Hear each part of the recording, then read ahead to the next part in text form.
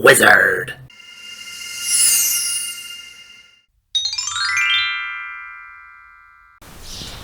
Hi, I'm Everett Abrams, the Wizard of Wood. Nice background here.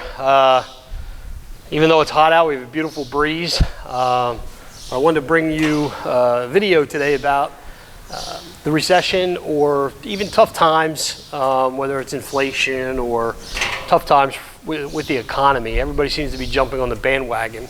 I wanted to do a video basically how that affects exterior wood restoration type businesses. I think that if what I see over the last few years is that a lot of people spend a lot of money in their backyards and their outdoor living space.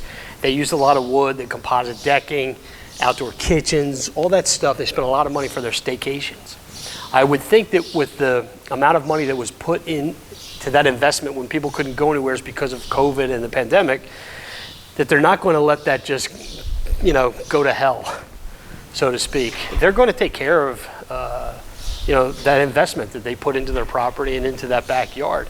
They might cut back on vacations or where they vacation, and they may still do staycations, or cut back other places. So I believe that if I'm forecasting correctly, people will still be spending money. Now, at some point, people just aren't going to spend money. So you can't make them spend it. So I know people are putting out all kinds of videos and all kinds of stuff about how to recession-proof your business and yada, yada, yada. If you're thinking about that now, you're kind of too late. There's some things you can do, but if people aren't willing to spend the money, they're not going to spend the money. So you might put out marketing, it won't be as effective, but you're still spending the money. So are you going to cut back on the marketing? What do you do? My advice to any company providing a service or providing exterior services, I don't care if it's landscaping, painting, this can be interior too, window cleaning, whatever it is, decking, so forth. The best thing to do is always have your basics down to a science. And what I mean by that is you really want your foundation to be solid. So if this is a sports analogy, we always want to make sure that our fundamentals are correct. It's kind of what I'm saying here. If our fundamentals are really good with business, then we kind of stand out already. The first thing is word of mouth. If people give you a positive word of mouth, then the first thing that people are going to do is say, oh, wow, that's a third party reference. They did a really good job for them. That's who I want. You can't beat that. And basically what that ties into is count every job that you do currently as your first job, last job. The first job you ever did, you want it to be right. It's the last job you might ever do. I want it to be right.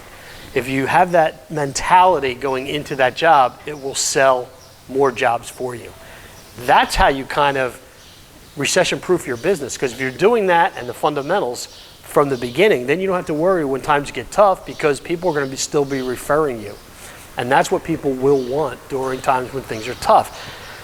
They want that extra layer of, hey, this is who did that for this customer. They're a good friend of mine. I rely on their judgment. So it's better than the marketing part of it. Then as we go further with those fundamentals, if we're answering the phone correctly, the first impression is very important. So if we answer the phone correctly, if we follow up correctly and on time, if we do the estimate on time and then submit the proposal on time, if whatever we say the expectation is, it's always better to under-promise and over-deliver. So maybe you put somebody out 3 or 4 weeks, but you move them up in the schedule. But these are the fundamental type stuff. Then when it comes to business, might sound crazy to you, but it's always worked well for me, is even when times are tough, you still look to build your sales. Because if people are selective and you really rise above and you're the cream of the crop, you're going to have your phone ringing. You're going to have business. And even though you might shave, if you take a P&L and you shave 2 or 3% off your expenses by competitive bidding and so forth for your dumpster, your trash removal, and many other things, then what happens is you will get, you'll shave a couple percent or whatever, but you don't go after that. You don't get as much as you do on the sales. So if you can actually increase 5 to 10% of your sales, that 10% of the sales is huge, because the flow through to the bottom is more profit.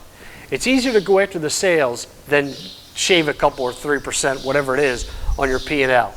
So my advice to you is, if you're trying to recession-proof your business, if people just don't want to spend money, they don't want to spend money. But the people that do want to spend money, you want to be able to get them. Count every job as your main job. Have your fundamentals down as far as still going after sales. Don't give up on that. Don't just call it a lost cause. You can still increase sales during a rough time.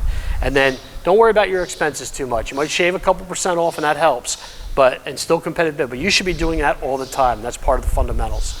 So basically, the Wizard of Wood is telling you, for your service business, your exterior service business, and specifically wood restoration, have your fundamentals down pat and keep moving forward. I'm Everett Abrams, the Wizard of Wood. Hope this little bit of advice helps you with your business.